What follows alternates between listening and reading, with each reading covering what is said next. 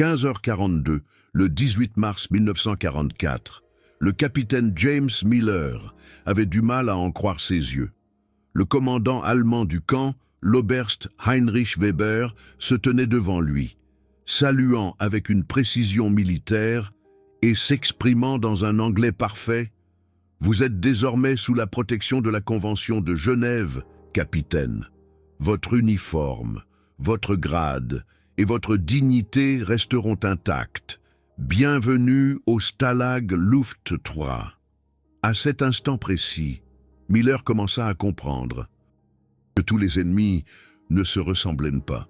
12 heures auparavant, Miller avait été abattu au-dessus de Schweinfurt.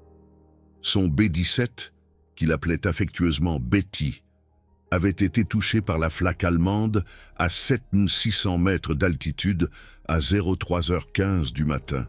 L'explosion avait détruit le moteur gauche.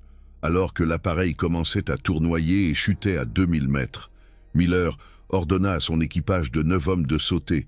Lui-même quitta l'avion en dernier. Par moins 15 degrés Celsius, tandis qu'il chutait dans l'air glacial, il repensait aux histoires qu'il avait entendues. Les soldats allemands abattant les pilotes en parachute, les camps où les prisonniers mouraient de faim, les interrogatoires sous la torture, alors que son parachute s'ouvrait et qu'il descendait vers la campagne allemande hivernale, il se préparait au pire. Pourtant, ce que Miller vécut dans les heures qui suivirent ébranla toutes ses certitudes. Des soldats de la Wehrmacht le trouvèrent à 04h30 du matin, à la lisière d'une forêt. Le premier soldat, un jeune Gefreiter, nommé Klaus Schmidt, lui tendit immédiatement une thermos de café chaud et une tranche de pain de seigle noir. « Êtes-vous blessé, monsieur ?» demanda Schmidt respectueusement dans un anglais approximatif. Miller, qui avait atterri avec une côte cassée et une cheville foulée, acquiesça faiblement. Schmidt appela un infirmier. Il soigna les blessures de Miller sur place avant qu'il ne soit transporté dans un camp de fortune situé à proximité. Ce camp de fortune était une installation temporaire, située à 22 km au sud de Francfort.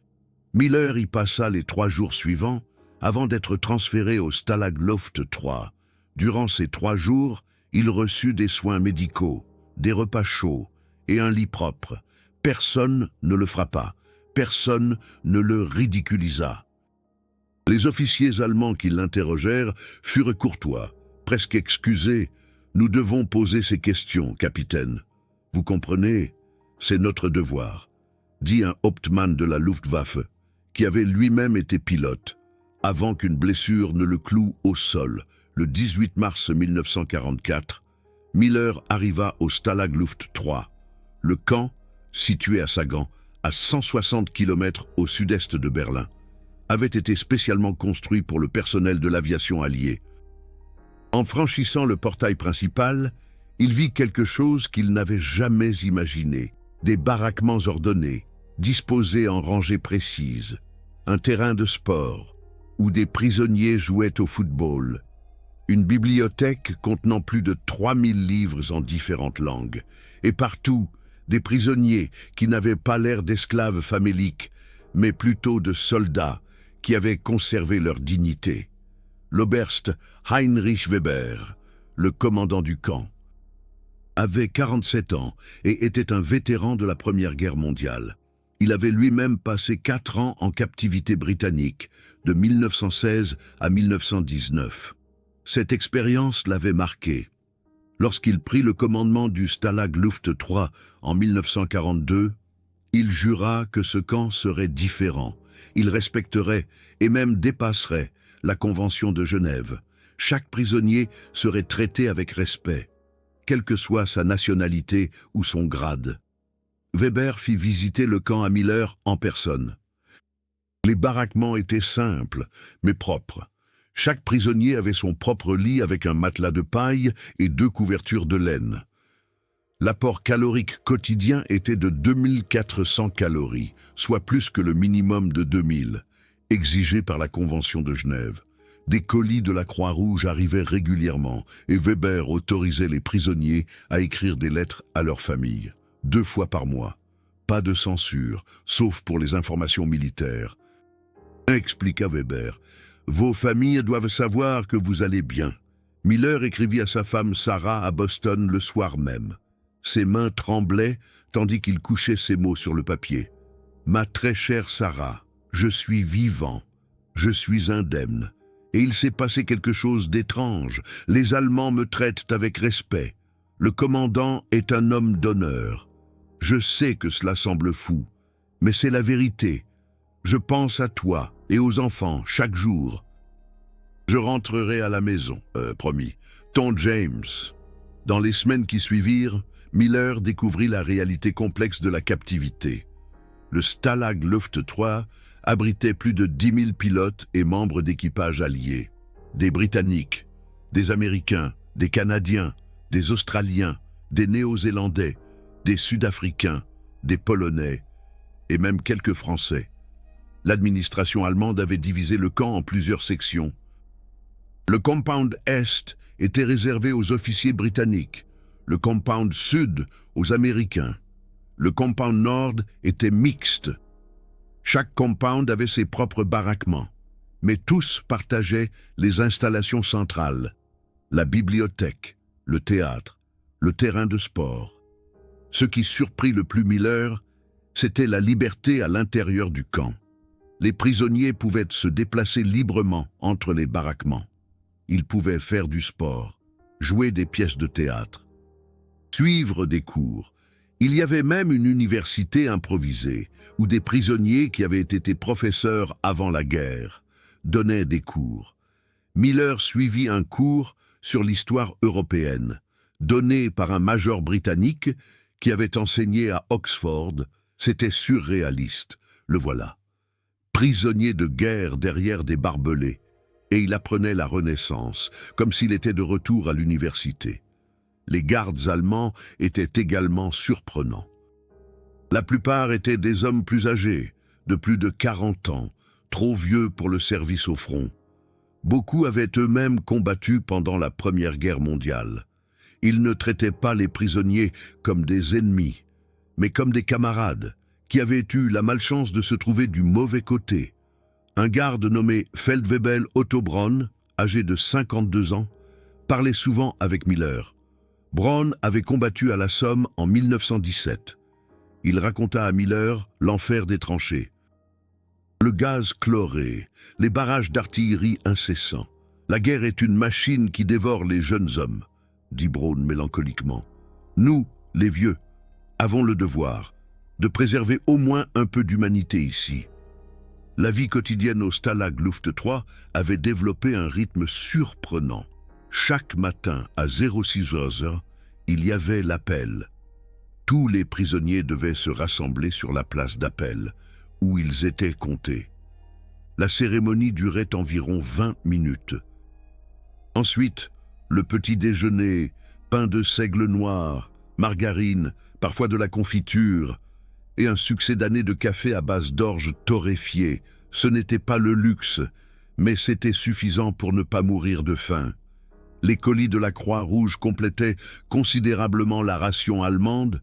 Chaque paquet contenait des conserves, du chocolat, des cigarettes, du savon, et parfois même du café, du vrai café.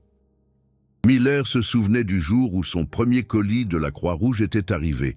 C'était le 25 mars 1944. Une semaine après son arrivée, en ouvrant le paquet et en sentant l'arôme du vrai café, il ne put retenir ses larmes. C'était un fragment de son pays natal, emballé dans une petite boîte. Il partagea ce café avec ses compagnons de baraquement. 10 hommes, assis sur de simples bancs de bois, partageant une tasse de café, parlant de leur famille, de leurs espoirs, de leurs craintes. À cet instant, ils n'étaient plus des prisonniers de guerre, ils étaient simplement des hommes, essayant de traverser un jour de plus. La bibliothèque était le refuge favori de Miller. Elle était située dans la baraque 15, une pièce aux étagères en bois qui montait jusqu'au plafond. Plus de 3000 livres, dans différentes langues, anglais, allemand, français, et même quelques-uns en polonais et en russe. Ces livres provenaient de sources diverses.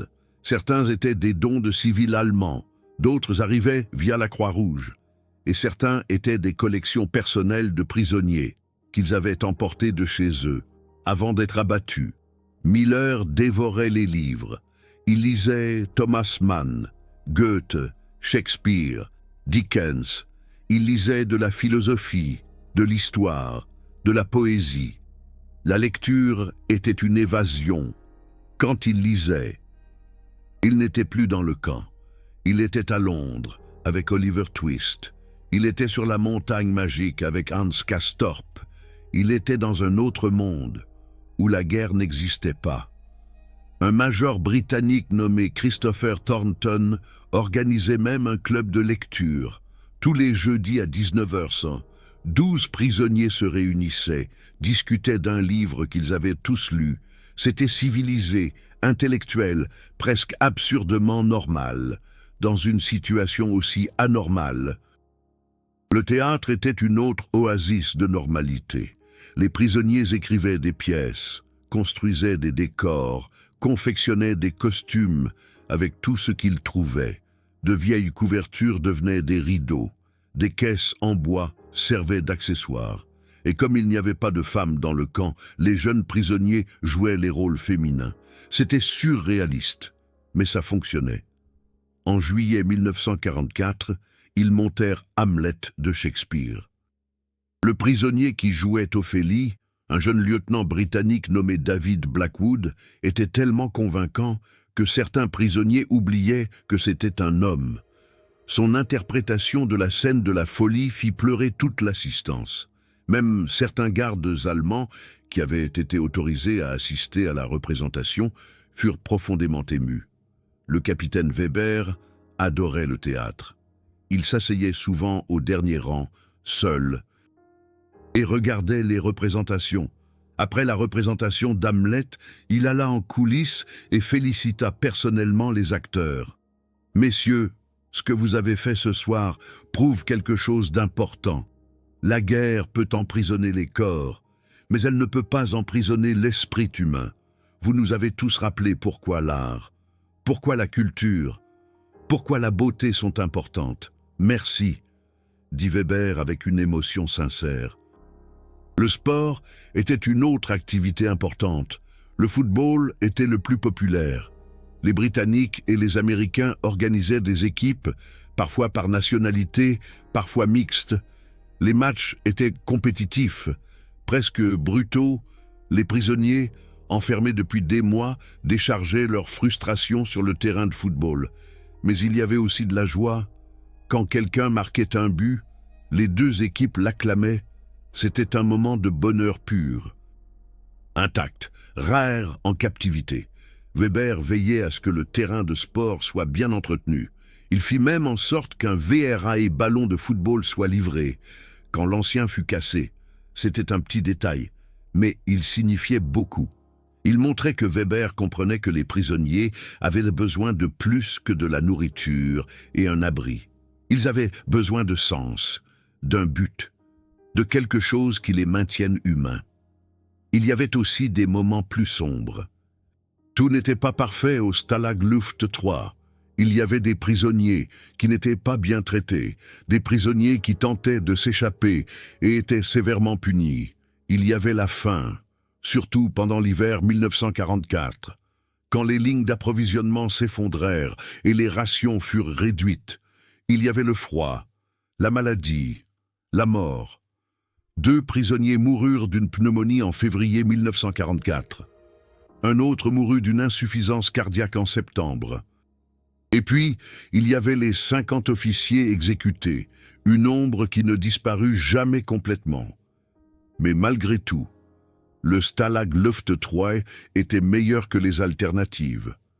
Miller entendait des histoires d'autres camps, du Stalag 17B, où les gardes battaient régulièrement les prisonniers, du Stalag 4B, où la famine tua des centaines de personnes, des camps de travail, où les prisonniers travaillaient jusqu'à l'épuisement, puis étaient simplement remplacés.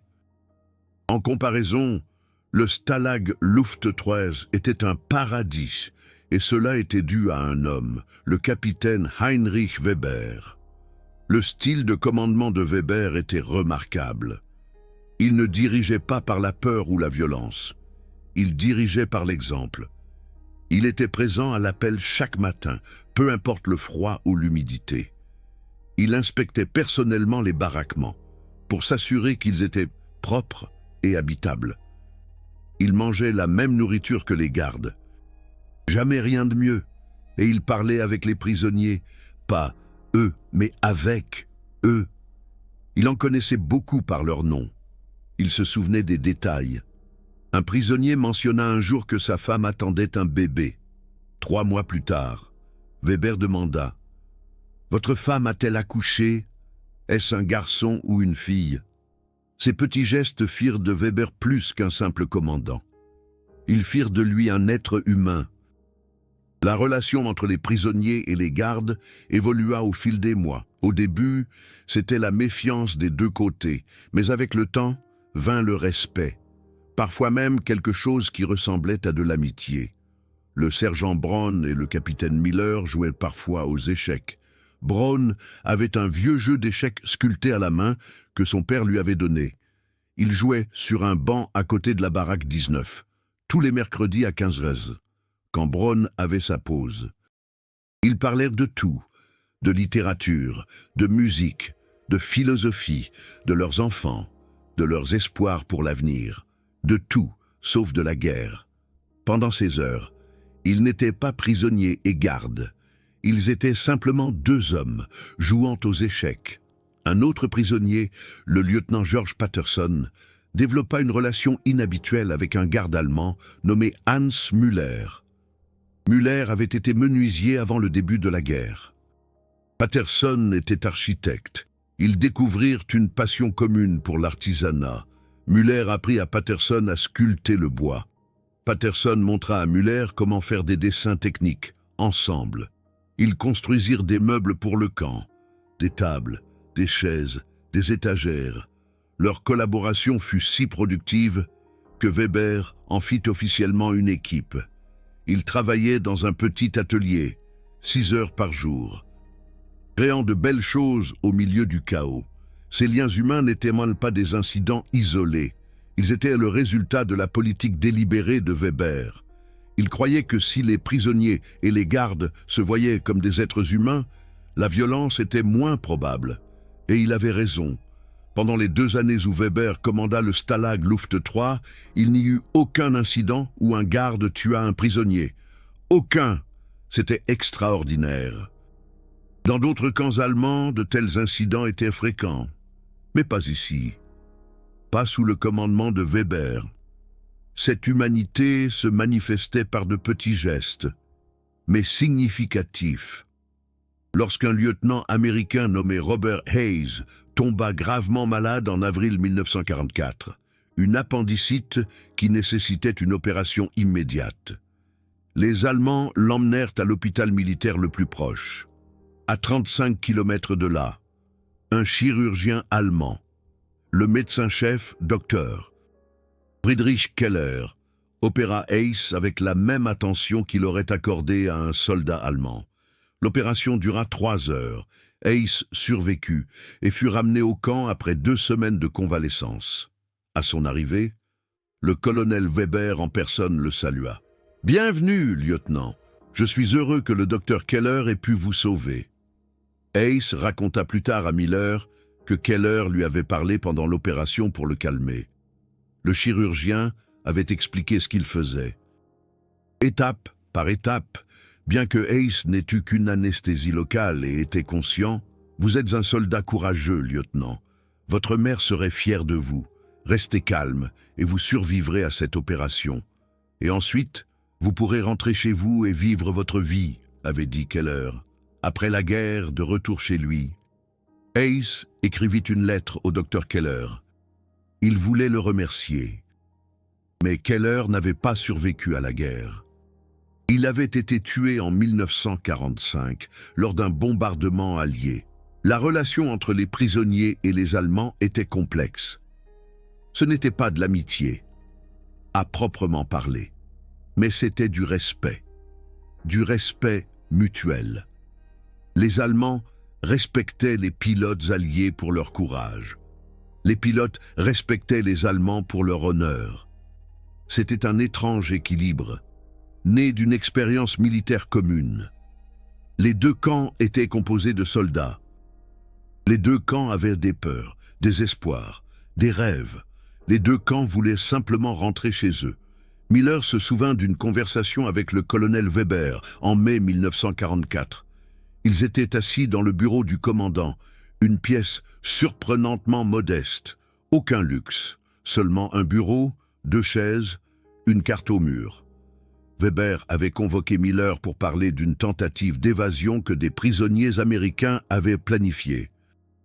Miller, en tant qu'officier américain le plus haut gradé du camp sud, était responsable de la discipline de ses hommes. Weber parla directement. « Capitaine Miller, je suis au courant de votre tunnel. Le tunnel sous la baraque 104. Vous y travaillez depuis 3 mois. J'admire votre courage et votre détermination, mais je dois vous mettre en garde. Si vous vous évadez et êtes repris, je ne peux pas garantir votre sécurité.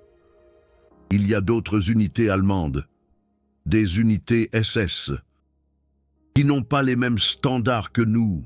Si vous tombez entre leurs mains, vous ne serez pas bien traité. Je ne dis pas cela comme une menace, je dis cela comme un avertissement.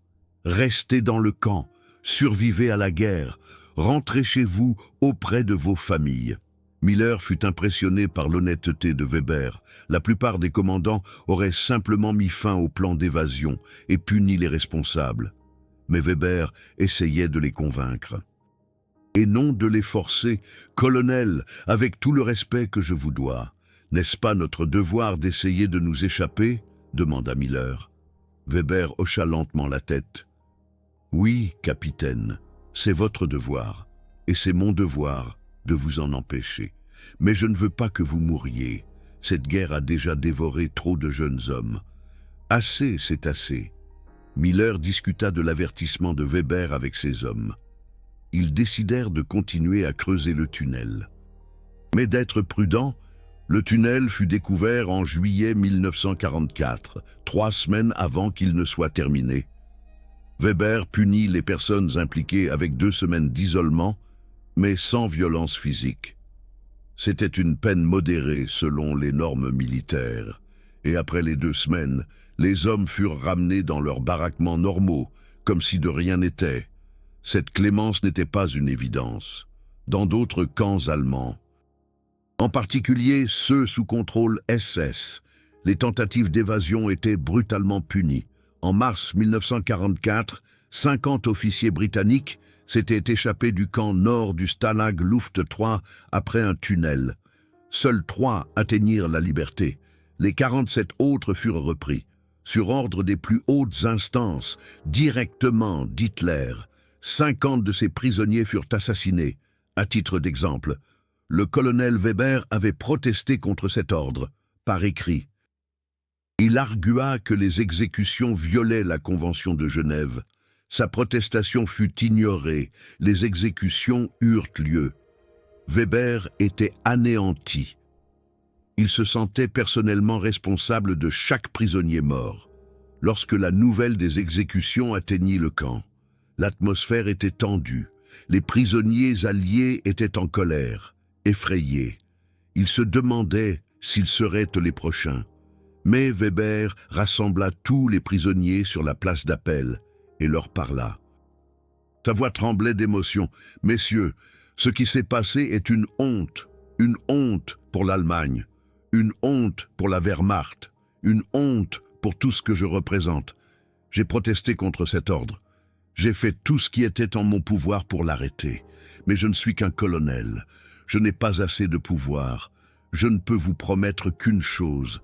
Tant que je serai le commandant de ce camp, une telle chose ne se reproduira plus jamais. Jamais. Vous avez ma parole d'officier et d'homme.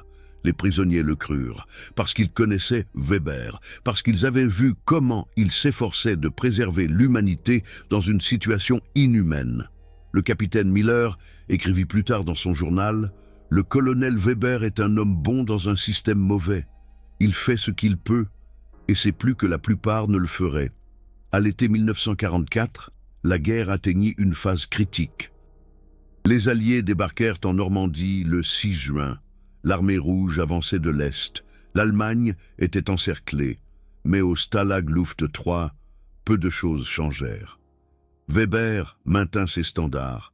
Les prisonniers continuèrent de recevoir un traitement décent. Les colis de la Croix-Rouge continuaient d'arriver. Les lettres vers leur foyer étaient encore autorisées. Ce qui changea, c'était l'ambiance. Les gardes allemands devinrent plus silencieux, plus pensifs. Ils savaient que l'Allemagne perdait la guerre. Ils se demandaient ce qui allait leur arriver. Les Alliés allaient-ils les traiter comme des criminels de guerre? Allaient-ils être exécutés? Le sergent Otto Braun parla avec Miller en août 1944. « Nous allons tous aller en prison, n'est-ce pas, capitaine? Nous, les gardes, nous n'avons rien fait de mal. Nous avons suivi la Convention, mais nous sommes Allemands. Cela suffit à nous rendre coupables. » Miller tenta de le calmer. « Braun, vous m'avez traité, ainsi que mes hommes, avec respect. Quand la guerre sera finie, je témoignerai. Je me présenterai devant n'importe quel tribunal et je dirai que vous étiez un homme d'honneur. » Braun sourit tristement. « Merci, capitaine, mais je crains que personne ne m'écoute. La haine est trop forte. Nous paierons tous pour les crimes des autres. » En janvier 1945, l'armée rouge se rapproche. On entend le bruit de l'artillerie à 80 km. Weber reçoit l'ordre d'évacuer le camp. Tous les prisonniers doivent marcher vers l'ouest, loin du front soviétique. C'est l'hiver, il fait moins 18 degrés Celsius, et les prisonniers ne sont pas équipés pour une longue marche. Weber proteste à nouveau. Cette marche va tuer des hommes. Ils sont faibles, sous-alimentés. Ils vont mourir de froid. Mais l'ordre est maintenu. Le 27 janvier 1945. La marche commence. Weber veille à ce que chaque prisonnier reçoive autant de couverture et de nourriture qu'il puisse emporter. Il organise la mise à disposition de traîneaux pour les malades et les blessés. Et il marche avec eux. Le commandant et ses gardes marchent côte à côte avec les prisonniers à travers 85 km de neige et de glace pendant 5 jours. Beaucoup de prisonniers ne survivent à cette marche que parce que les gardes allemands partagent leur propre nourriture et leur propre couverture avec eux. Miller voit le Feldwebel Braun donner ses dernières tranches de pain de seigle noir à un soldat britannique qui meurt de faim. Braun lui-même ne mange rien. Quand Miller lui demande pourquoi, Braun répond simplement « Il est plus jeune que moi. Il a plus de vie devant lui. J'ai déjà vécu la mienne. » Le 3 février 1945. Ils atteignent un camp en Bavière. 2 semaines plus tard, ils sont libérés quand les troupes américaines prennent la zone. Le capitaine de la Luftwaffe Weber remet officiellement le camp à un colonel américain. Il salue, sort son arme de poing et la tend à l'américain. « Le camp est à vous, colonel. Tous les prisonniers sont en sécurité. Je ne demande qu'une chose. Traitez mes hommes avec équité. Ils ont respecté la Convention de Genève. Ils n'ont rien fait de mal. » Le colonel américain, un homme du nom de Thomas Bradley, avait entendu parler du Stalag Luft 3. Il avait lu des rapports. Il savait que Weber était différent. « Colonel Weber, vous ne serez pas traité comme un criminel de guerre. Vous serez traité comme un prisonnier de guerre, avec le respect que vous méritez. Je vous le promets. » Weber passe 2 ans en captivité américaine. Il n'est jamais accusé. Après sa libération en 1947, il se retire dans sa ferme en Bavière. Il mène une vie tranquille, loin du public, mais il reçoit des lettres, des centaines de lettres, d'anciens prisonniers du Stalag Luft 3, du capitaine James Miller, du lieutenant Robert Hayes, d'innombrables autres. Tous écrivent pour le remercier. Merci pour l'humanité, merci pour le respect. Merci de les avoir aidés à survivre à la guerre. Miller rend visite à Weber en 1961, 16 ans après la fin de la guerre. C'est une réunion émouvante. Les deux hommes, autrefois ennemis, s'embrassent comme de vieux amis. Ils parlent du bon vieux temps, du camp, des hommes qui ont survécu et des hommes qui ne l'ont pas fait. Weber a maintenant 64 ans. Ses cheveux sont gris, ses mouvements lents, mais ses yeux ont toujours la même intensité. « Colonel, pourquoi avez-vous fait cela ?» demande Miller. « Pourquoi nous avez-vous traités avec respect alors qu'il aurait été tellement plus facile de nous ignorer ?» Weber réfléchit longuement avant de répondre. « Capitaine, j'ai moi-même été prisonnier de guerre. Je sais ce que ça fait d'être impuissant, d'avoir peur, de se demander si on rentrera un jour chez soi.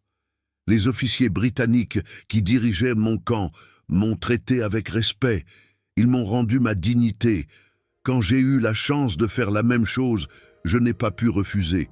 C'était mon devoir, pas en tant qu'officier allemand, en tant qu'être humain. » Miller hoche la tête. Il comprend. Cette expérience l'a changé lui aussi. Avant la guerre, il avait vu les Allemands comme un ennemi monolithique, des monstres inhumains. Mais après 2 ans au Stalag Luft 3, il a appris que les gens sont plus complexes, qu'il y a du bien et du mal des deux côtés, que l'honneur et l'humanité peuvent transcender les frontières nationales. Weber meurt en 1968, à l'âge de 71 ans. Plus de 200 personnes assistent à ses funérailles. Beaucoup sont d'anciens prisonniers du Stalag Luft 3, venus d'Amérique, de Grande-Bretagne, du Canada. Ils sont venus rendre un dernier hommage à un homme qui avait autrefois été leur ennemi, mais qui leur avait sauvé la vie. Le capitaine James Miller prononce un discours sur la tombe. Sa voix se brise à plusieurs reprises pendant qu'il parle. Le capitaine de la Luftwaffe, Heinrich Weber, était un soldat. Mais il était plus que cela. C'était un être humain qui croyait à l'honneur, au respect, à l'humanité, dans la période la plus sombre, dans la guerre la plus sombre. Il a conservé sa lumière. Il ne nous a pas seulement sauvés physiquement, il a sauvé nos âmes. Il nous a montré que, même en guerre, la bonté est possible. Reposez en paix, colonel. Nous ne vous oublierons jamais. Ce n'est pas seulement une histoire tirée d'archives poussiéreuses, c'est une histoire sur l'humanité, qui peut survivre même dans la guerre la plus sombre. De vraies personnes, de vraies décisions, un véritable honneur. Mon propre grand-père était un pilote américain, abattu au-dessus de l'Allemagne en 1943. Il m'a parlé des officiers allemands qui l'ont traité avec dignité, alors qu'il n'avait rien d'autre que l'uniforme qu'il portait. Si ces histoires sont importantes pour vous, si la préservation de cette histoire complexe est importante, alors soutenez la fonction Super Thanks de YouTube. Le cœur doré en bas, cela soutient directement l'accès à plus de témoignages de première main, plus de documents d'archives, plus de lettres et de journaux, avant que nous ne les perdions à jamais. Chaque Super Thanks m'aide à passer des semaines dans les archives, au lieu de créer du contenu à clic. Il s'agit d'honorer toutes les facettes de l'histoire.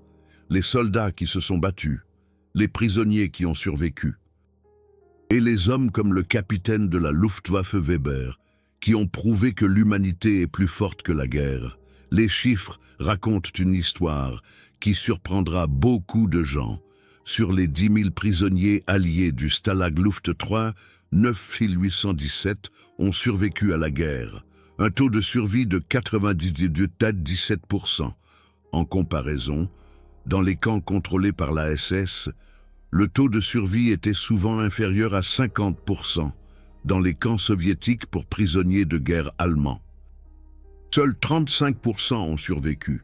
La Convention de Genève, lorsqu'elle était respectée, faisait la différence entre la vie et la mort. Weber n'était pas seul. Il y avait d'autres commandants allemands qui maintenaient des normes similaires.